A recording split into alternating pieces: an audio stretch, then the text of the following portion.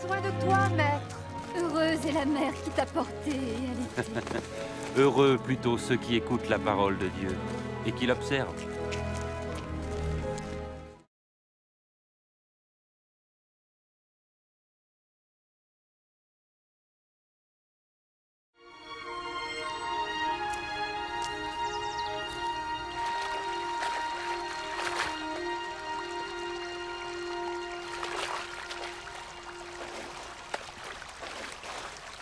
Apprends-nous à prier, comme Jean l'a appris à ses disciples. Quand vous priez, dites « Notre Père qui es aux cieux, que ton nom soit sanctifié, que ton règne vienne, que ta volonté soit faite sur la terre comme au ciel. Donne-nous chaque jour notre pain quotidien. Pardonne-nous nos offenses, comme nous pardonnons aussi à ceux qui nous ont offensés. Protège-nous contre la tentation et délivre-nous du mal. »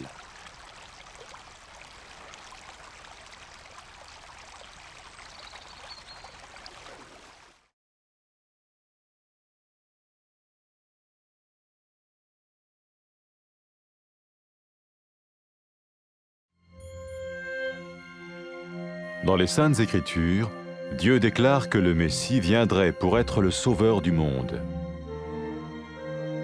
La vie de Jésus prouve qu'il est bien celui dont les prophètes avaient parlé. Ésaïe a prophétisé que la Vierge deviendrait enceinte et qu'elle enfanterait un fils. Des siècles plus tard, la naissance de Jésus accomplissait cette prophétie.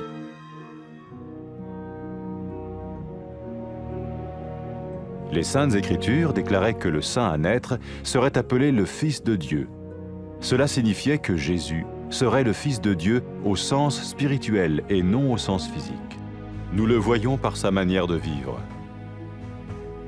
Il a guéri des malades, il a pardonné leurs péchés, les a ramenés à Dieu et leur a promis une place dans le royaume éternel de Dieu.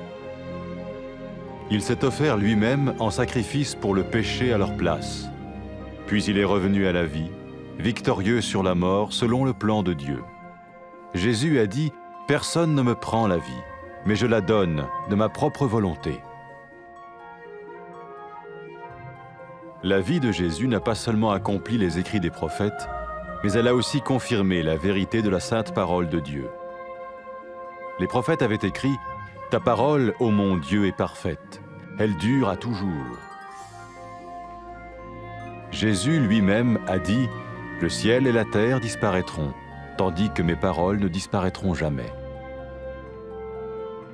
Jésus est venu pour nous donner la vie dans toute sa plénitude. Mais quand l'homme a désobéi à Dieu dans le jardin d'Éden, il a choisi sa propre voie et ses actions l'ont séparé du Créateur.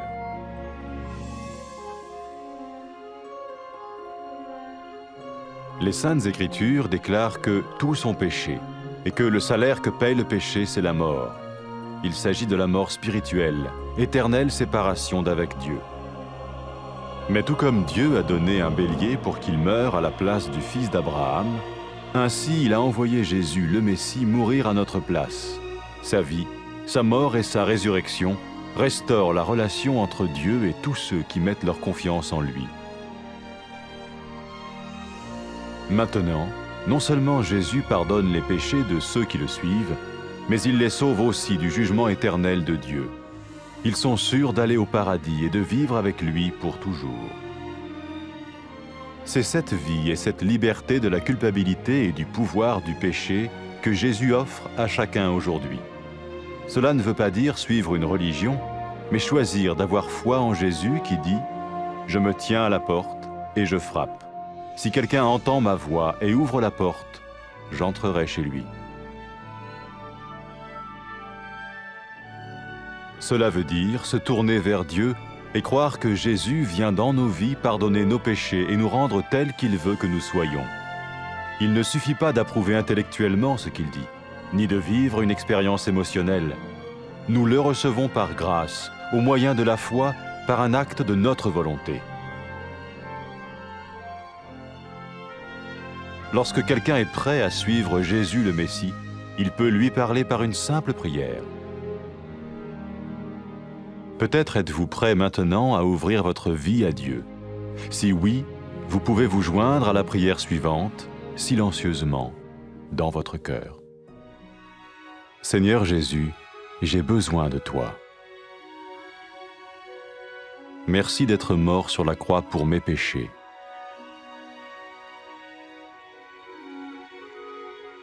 Je confesse mes péchés et je m'en repens.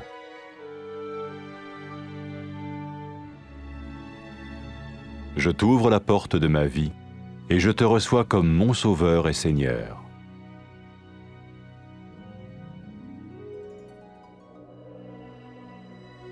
Merci de me pardonner mes péchés et de me donner la vie éternelle.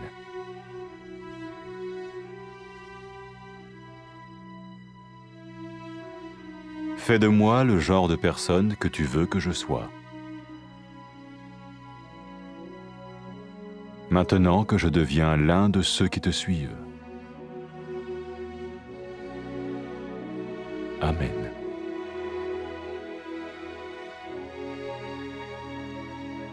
Jésus a dit à propos de ses disciples, « Mes brebis écoutent ma voix, je les connais et elles me suivent. » Pour expérimenter la vie en abondance promise par Jésus, ceux qui le suivent parlent à Dieu chaque jour dans la prière et lisent ou écoutent sa parole. Ils parlent de lui à d'autres personnes et rencontrent régulièrement ceux qui l'aiment et le suivent. N'oubliez pas sa merveilleuse promesse. Tout pouvoir m'a été donné dans le ciel et sur la terre. Et sachez-le, je vais être avec vous tous les jours, jusqu'à la fin du monde.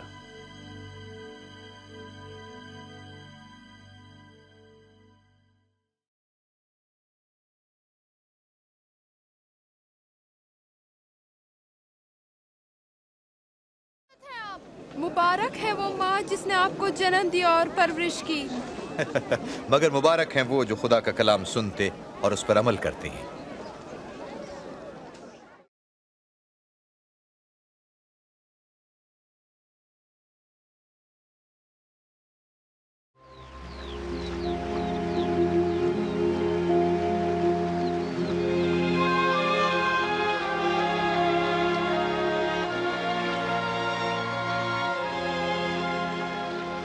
हमें दुआ करना सिखाइए जैसे यूहन्ना ने अपने शागिर्दों को सिखाई। जब दुआ करो कहो, ऐ हमारे बाप जो आसमान पर है, तेरा नाम पाक माना जाए, तेरी बादशाही आए, तेरी मर्जी जैसी आसमान पर है ज़मीन पर भी हो। हमारे रोज़ की रोटी हमें आज दे, हमारे गुनाह माफ़ कर जिस तरह हम अपने कसूरवारों को भी माफ़ करते हैं। हमें भी आजमाइश में न पड़ने दे बल्कि बुराई से बचा।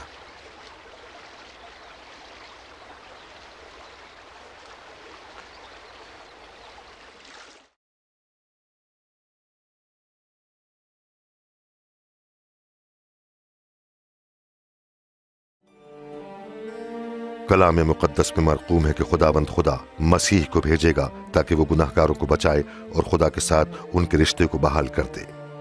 यसू मसीह की ज़िंदगी वाज़े तौर पर इस बात की तस्दीक करती है कि आने वाला निजात दहिंदा वही है जिसका खुदा ने वादा फरमाया था। यशायाह नबी की मार्फत लिखा है कि एक कंवारी हामला होगी और बेटे को जन्म देगी, और ऐसा ही हुआ। मुक़द्दसा मरियम जो कंवारी थीं, क़ादिर मुतलक की कुदरत से हामला हुई और उनसे यसू अल मसीह पैदा हुए। जैसे कि कलाम मुक़द्दस में लिखा है कि यसू अल मसीह की पैदाइश खुदा की तरफ से इस बात की अलामत थी कि यही बच्चा मसीह है जिसे खुदावंद खुदा ने अपना बेटा कहकर पुकारा है। जब लोगों ने यसू को देखा तो उन्होंने खुदा की कुदरत और क़ुव्वत को देखा। आपने लोगों को शिफा बख्शी और उनके गुनाह माफ किए। आपने उनसे अपनी अबदी बादशाहत में जगह देने का वादा फरमाया। यसू ने तमाम बनी नौ इंसान की खताओं के वास्ते अपनी जान फिदिये में दी। यसू मसीह मरने के बाद फिर जिंदा हुए, जो इस बात की दलील है कि उसकी कुदरत मौत के इख्तियार से कहीं बढ़कर है। यसू अल मसीह ने फरमाया कि मुझे अपनी जान देने और उसे फिर लेने का भी इख्तियार है। यसू मसीह की जिंदगी बिल्कुल वैसी ही थी जैसी नबियों की मार्फत पेशनगोइयां की गई थीं। यसू मसीह की जिंदगी इस बात का सबूत थी कि नबियों की मार्फत खुदा का कलाम सच्चा और ला तब्दील है। जैसा कि नबियों की मार्फत फरमाया गया था कि कलाम खुदा हर ऐब से पाक और अबदी है। यसू मसीह ने खुद फरमाया कि आसमान और जमीन टल जाएंगे लेकिन मेरा कलाम अबद तक कायम रहेगा। इब्तिदा में खुदा ने आदम और हव्वा को पैदा किया ताकि वो खुदा की रफाकत में खुश रहें, लेकिन उन्होंने खुदा पर भरोसा ना किया और उसकी हुक्मदूली की, उनकी इस नाफरमानी ने उन्हें खुदा से जुदा कर दिया। कलाम मुकद्दस में यह लिखा है कि सब इंसानों ने गुनाह किया और गुनाह का नतीजा मौत है। गुनाहगार लोग खुदा की हुजूरी में ठहर नहीं सकते। मगर जिस तरह खुदा ने एक मेंढा मुहैया किया कि वह अब्राहम के बेटे की जगह कुर्बान हो, उसी तरह यसूल मसीह को दुनिया में भेजा कि वो बनी आदम की खातिर कुर्बान हो। यसू मसीह की जिंदगी मौत और जी उठने की सच्चाई पर ईमान लाने की वजह से बनी आदम का रिश्ता खुदा से बहाल हो गया। पतरस ने फरमाया कि यसू मसीह ही वो शख्सियत हैं जिनके मुतालिक अंबिया ने फरमाया है कि जो कोई यसू पर ईमान लाएगा खुदा उसके गुनाह माफ कर देगा। लिहाजा वो जो यसू पर ईमान लाते हैं जहन्नुम की सजा से बच जाएंगे और अबद तक खुदा की हुजूरी में रहेंगे। जब यसू मसीह मुर्दों में से जी उठे तो उन्होंने अपने शागिर्दों से कहा कि सारी कौमों में मेरे नाम से इस बात की मनादी की जाएगी कि खुदा उन सब के गुनाह माफ फरमाएगा जो अपने गुनाहों से तौबा करते, मेरे जी उठने पर ईमान रखते और खुदा की तरफ रुजू करते हैं। यसू ने यह भी फरमाया कि मैं खुदा का पाक रूह भेजूंगा ताकि वो मेरे लोगों के साथ रहे और उन्हें सच्चाई की राह दिखाए और उस पर चलने की कुव्वत बख्शे।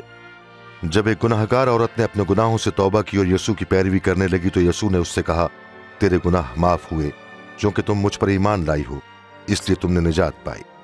यसू ने फरमाया कि जब लोग हकीकत में खुदा से मोहब्बत रखते हैं तो इस बात का बयान सबूत है कि खुदा ने उनके गुनाह माफ कर दिए हैं।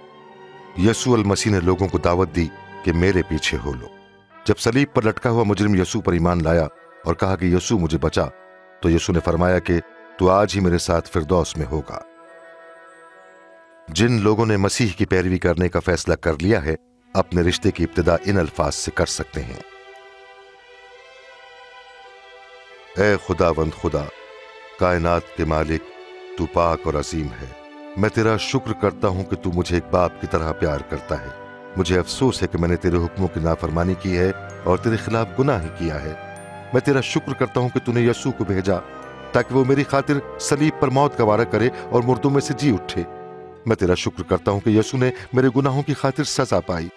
मैं तेरे बताए हुए रास्ते पर चलना चाहता हूं और मसीह यसू को अपना खुदावंद और निजात दहिंदा मानता हूं। मैं तेरा शुक्र करता हूं कि तूने मेरे गुनाह माफ कर दिए और मेरे लिए फिरदौस के दरवाजे खोल दिए हैं ताकि मैं हमेशा तेरी बादशाही में तेरे साथ रहूं। ऐ खुदावंद खुदा, मैं दरख्वास्त करता हूं कि मुझे अपना रूह पाक बख्श दे जो मेरे साथ रहे और तेरी राह दिखाने में मेरी रहनुमाई फरमाए। रूह पाक मुझे कुव्वत बख्शे कि मैं पूरे दिल से तुझसे मोहब्बत रखूं और तेरी मर्जी के मुताबिक जिंदगी गुजारूं। ऐ खुदावंद खुदा, काश कि इस दुनिया में हर जगह लोग तेरी हमद व तारीफ करें। आमीन। यसू अल मसीह ने अपने लोगों के मुतालिक फरमाया कि मेरी भेड़ें मेरी आवाज सुनती हैं, मैं उन्हें जानता हूं और वो मेरी पैरवी करती हैं। यसू अल मसीह के लोग उन सब से रफाकत रखते हैं जो यसू से मोहब्बत रखते और हर रोज उससे हम कलाम होते और कलाम में मुकद्दस का मुताला करते हैं। वो उसकी पैरवी करते और उसकी मोहब्बत का दूसरों से बयान करते हैं।